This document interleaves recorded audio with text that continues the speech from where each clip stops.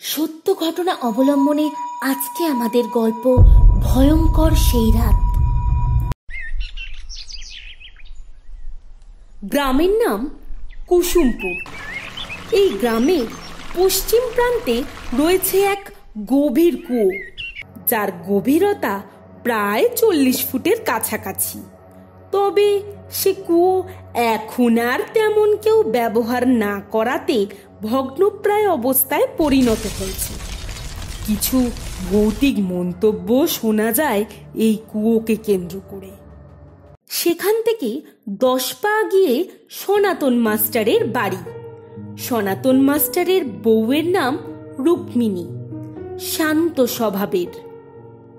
ওই যা হয় আর কি, শিক্ষিত পরিবার হয়েও কুসংস্কারের জাল থেকে এখনো বেরোতে পারেনি বাড়ির প্রবীণ সদস্যরা। রুক্মিণীকে উঠতে বসতে খোঁটা দেয়।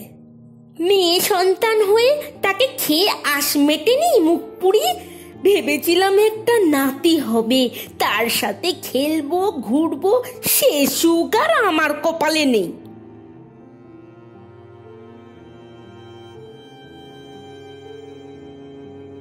এই রকম ভাবেই রুক্মিণীর এক একটা দিন কেটে যায়।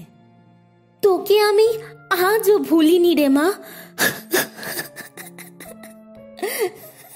কই গো, ভাত রান্না হলো?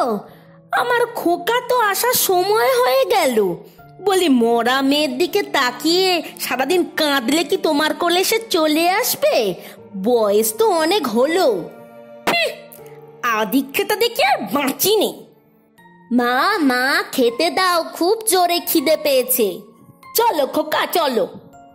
সেই দিন রাতে সনাতন মাস্টার এক জরুরি কাজে স্কুল থেকে সোজা কলকাতায় গেছে। আজ রাতে তার বাড়ি ফেরা হবে না। রুক্মিণী আজ বাড়িতে একা। বাইরে হালকা বৃষ্টি হচ্ছে, বিদ্যুৎও চমকাচ্ছে। হঠাৎ রুক্মিণী শুনতে পেল কোনো সদ্যজাত শিশুর কান্নার আওয়াজ। সে ঘরে নিজেকে স্থির রাখতে না পেরে এক পা করে এগিয়ে গেল।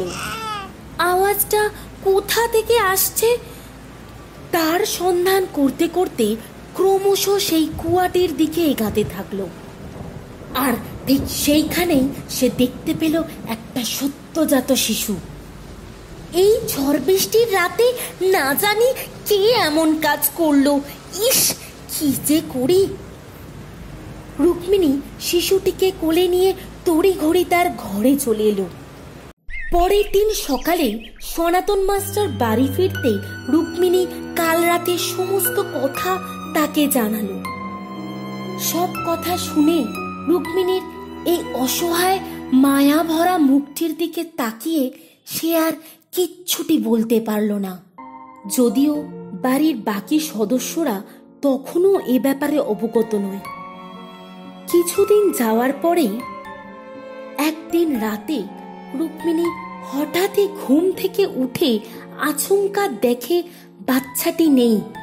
ঘরের আনাচে কানাচে চোখ ঘুরিয়ে তাকে কোথাও দেখতে না পেয়ে রুক্মিণীর বুকের ভিতরটা কেঁপে উঠল। তড়িঘড়ি সে ঘর থেকে বেরিয়ে এলো। দেখতে পেল শিশুটি হামাগুড়ি দিতে দিতে কুয়ার দিকে যাচ্ছে।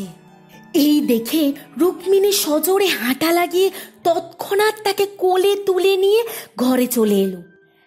কাল রাত্রে ঘটনা সে তার স্বামী সনাতনের থেকে আড়াল করে গেল।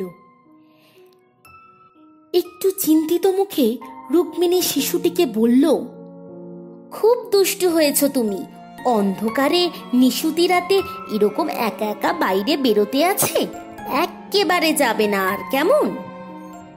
শিশুটির মায়া ভরা মুখ দেখে রুক্মিণীর খানিক কষ্ট লাঘব হয়েছে।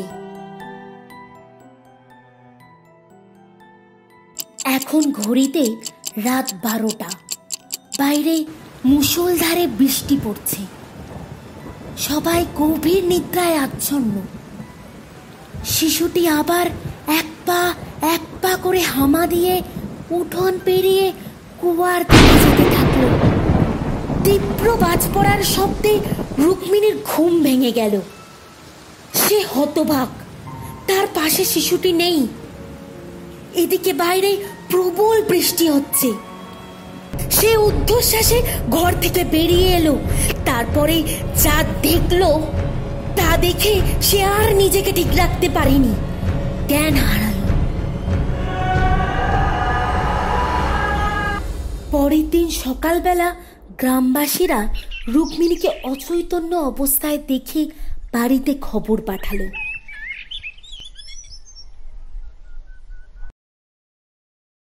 দর্শক বন্ধুরা, গল্পটি যদি আপনাদের ভালো লেগে থাকে আগামী পর্ব দেখার জন্য আমাকে কমেন্ট করে জানান।